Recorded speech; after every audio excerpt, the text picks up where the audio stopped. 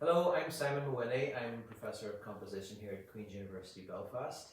I'm originally from Northern Ireland. I went to school in Lurgan and then I went to university in Oxford and York, and I came back here and did my PhD at Queen's from 1999 to 2003. I write music for various forces, from electronic music to orchestra. I've done a lot of piano writing, which I would perform myself.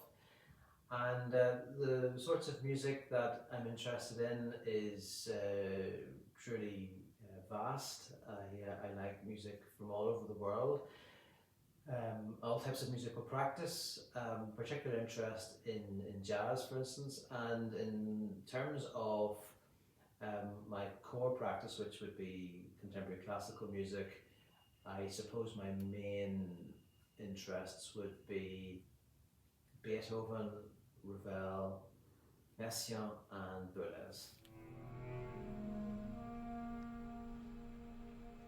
In Blue and Gold was written in the year 1998 when I was a master's student in York University. It was a strange piece because the professor of composition I was being supervised with at the time had very strong opinions about how it should go and what it shouldn't do, and I was maybe too young at the time to stand up for myself. So I was slightly unhappy with the piece in that respect, but we performed it. I conducted it myself. It was performed by Concord as well.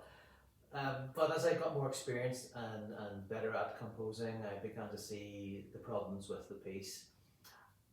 Despite that, I like the original concept of the piece, which is called In Blue and Gold, and this is named after a painting in York in an art gallery called Nocturne in Blue and Gold, which portrayed a scene from the Middle East, which was somewhere I just returned from. And the poetry and idea behind that composition seemed to me to be worthwhile, even if the piece needed work. So for many years I thought of rewriting it, and finally in the year 2024 I pulled the piece out and began working on it. The original piece was 6 minutes long and the revised version is 12 minutes long, but I actually only added the bare minimum of notes. I only added what I needed in order to make the piece work. In terms of things that audience members might like to listen out for, perhaps the most striking elements are the use of the oboe, which is an instrument Hardware don't usually perform with, so the instruments of the ensemble are augmented by the addition of the oboe. And similarly, in the percussion, we've tried some quite special effects, which involve trying to achieve microtonal notes with the vibraphone through detuning processes and the use of some quite exotic percussion.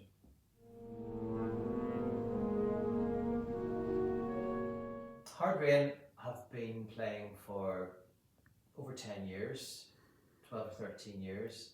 I played with them myself in the first season, and in that time they have truly gone from strength to strength as an ensemble, and I hope that listeners in Belfast appreciate that this group are playing at the very highest level, and that you could travel to cities around the world and hear contemporary music groups in other parts of the world: Paris, Berlin, Vienna, London, New York, Chicago, and you're not going to hear contemporary pieces played any better. I've had the fortune of working multiple times with Ensemble Recherche in Freiburg in Germany, and they're one of the top 2 or 3 ensembles by reputation in the world. And they are brilliant, and deservedly so, but I don't really think they're any better than Hard Rain. So I think it's not unfair to say that Hard Rain are one of the leading groups of contemporary music you'll find anywhere.